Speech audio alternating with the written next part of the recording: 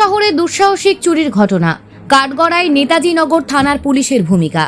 সোমবার জনপ্রিয় খাদ্য বিপণনী সংস্থা আপনজনের নাকতলার আউটলেটে ভোররাতে চুরির ঘটনা ঘটে।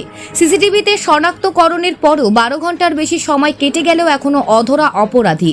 আপনজনের কর্ণধার সমীর ঘোষ জানান, ভোরবেলা দোকানে এসে চুরি করেন রবিন মণ্ডল। তার এই দোকানে যাতায়াত ছিল, তাই জানতো কোথায় কোন জিনিস থাকে।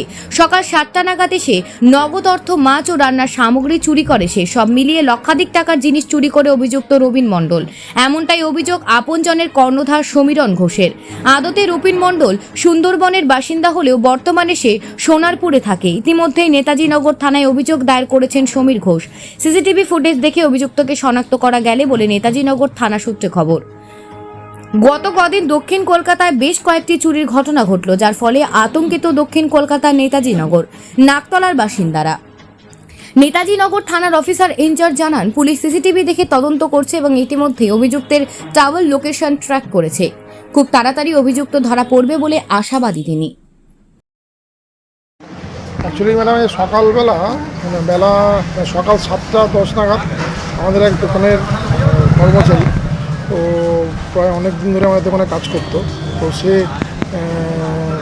আমাদের দোকানে ঢোকে এবং আমাদের দোকানের উপরে যে গোডাউন আছে, গোডাউনের ওখান থেকে কিছু রান্নার সামগ্রী, কিছু ক্যাশ টাকা, কিছু আরও অন্যান্য ভেটকি মাছের যে সমস্ত ফিলের যে পটকা থাকে সেগুলো সমস্ত নিয়ে পালিয়ে গেছে।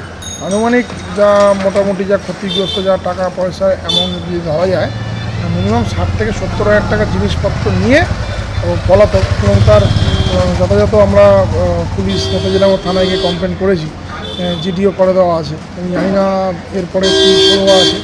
আস্থা আছে নিশ্চয়ই, কিছু আমাদের ওপরে পুলিশের ওপরে পুরো ভরসা আছে এবং সহযোগিতা নিশ্চয়ই করবে। দেখা যাক এরপরে কী হয়। কতটা আতঙ্কে রয়েছেন আপনি? কারণ আতঙ্ক থেকে বড় কথা হলো যে এখানে এরকম জায়গায় একদম জনবহুল একটা এরকম রাস্তার ওপরে এরকম একটা দোকান, সেখানে এই দোকানের ভেতর থেকে গিয়ে এরকমভাবে যে নেওয়াটা, এটাও একটা মারাত্মক আতঙ্কের মধ্যে দিয়ে আমরা সবাই আছি। আমি না, আমার দোকানে আরও কিছু কর্মচারী আছে, তারাও তো এখানে থাকে, তাদেরও নিয়ে আমি নিজে খুব আতঙ্কিত, এরা কীভাবে থাকবে বা না থাকবে, আমরা এখানে চিন্তিত আছি। পুলিশের উপর কতটা আস্থা রয়েছে আপনার? এখন পুলিশের ওপরে তো আস্থা রাখতেই হবে, কারণ পুলিশ ছাড়া তো আমরা কোনো উপায় পাবো না। এবং নিশ্চয়ই ওনারা আমাদের যেভাবে জানিয়েছে যে আমরা যথাযথভাবে যত শীঘ্রই হোক এই ধরে নেব বা এর যে শুরুয়া আছে সেই শুরুয়া বার করে আশা করা যাক। এটা নেওয়া আর কিছু বলার নেই।